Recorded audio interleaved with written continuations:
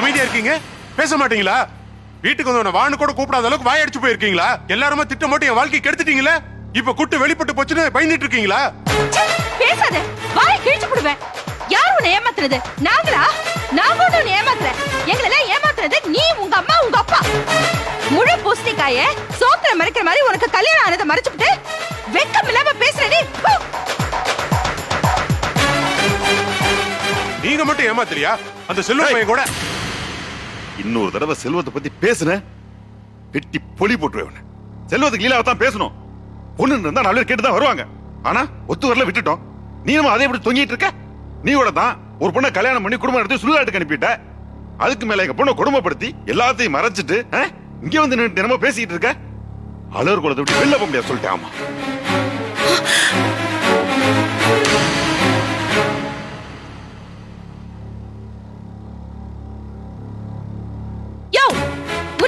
எங்க லீலா முதல்ல கல்யாணம் பண்ணி அதை உன்கிட்ட மறைச்சிருந்தா உனக்கு எப்படி இருந்திருக்கும்? நீ பண்ண காரியத்துக்கெல்லாம் உன்னை போலீஸ்ல பிடிச்சு கொடுத்தா கூட தப்பு இல்லையா? ஏ ரவி, காம்பவுண்ட் வீட்டுக்கு நீங்க வரும்போது எவ்வளவு நல்லவங்க மாதிரி நடிச்சீங்க. உங்க அப்பா அம்மா எவ்வளவு நல்லவங்க மாதிரி நடிச்சாங்க. நீங்க நல்லவங்க நினைச்சுதானே என் லீலாவை உங்களுக்கு கல்யாணம் பண்ணி கொடுக்கறதுக்கு நான் சம்மதிச்சேன். நீங்க உண்மையிலேயே நல்லவங்களா இருந்திருந்தா ஏன் உங்க பழைய வாழ்க்கையை பத்தி என்கிட்ட சொல்லல? இப்ப நீ நல்ல மனுஷனா இருந்தா சரோ கேக்குறதுக்கு பதில் சொல்லு. அவகிட்ட ரொம்ப நல்ல மனுஷன் மாதிரி நடிச்சியே, ஏன் நீ உண்மையை மறைச்ச? அப்போ நீ திட்டம் போட்டுதானே மறைச்ச.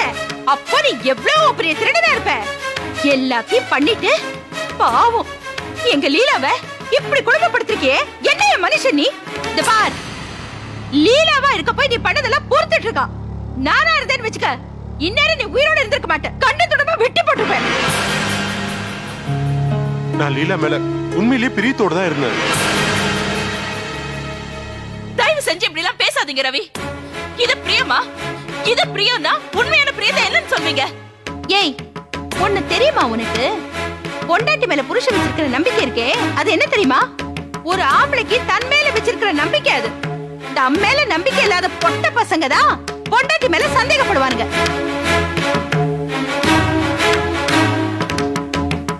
உங்களை நல்லவர்னு நினைச்சு நான் லீலாக்கு தேர்ந்தெடுத்தது நான் பண்ண பெரிய தப்பு. உண்மையை சொல்றேன்னா நான் லீலாக்கு பண்ண பெரிய துரோகம். லீலா, என்ன மன்னிச்சிடுமா. நான் உனக்கு பெரிய கொடுமை பண்ணிட்டேன். அழாதக்கா. நீ எதுக்காக அழற? என் வாழ்க்கை நாசமா போனதுக்கு நீ அழாதக்கா.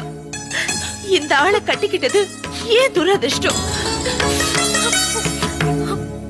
ஆனா ஒண்ணு மட்டும் நான் சொல்றேன்க்கா, நிச்சயமா நான் ரொம்ப நாளைக்கு உயிரோட இருக்க மாட்டேன். நீ என்ன சாகணும்? நீ ஒரு பாவமும் பண்ணல.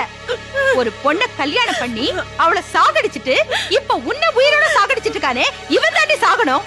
ஏய், இப்போ அது சொல்லு, யார் உன் மொத பொண்டாட்டி? அந்த விஷயத்தை எதுக்காக மறைச்சீங்க? அது வந்து ஏய், சொல்லலன்னு வெச்சுக்க, என் புருஷன் தேவையில்லை.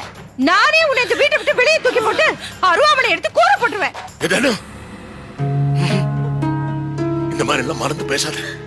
அப்பா, இந்த மாதிரி அரக்க குணம் பிடிச்ச ஆளுங்க கிட்ட ராட்சசத்தனமா தான் பேசணும்.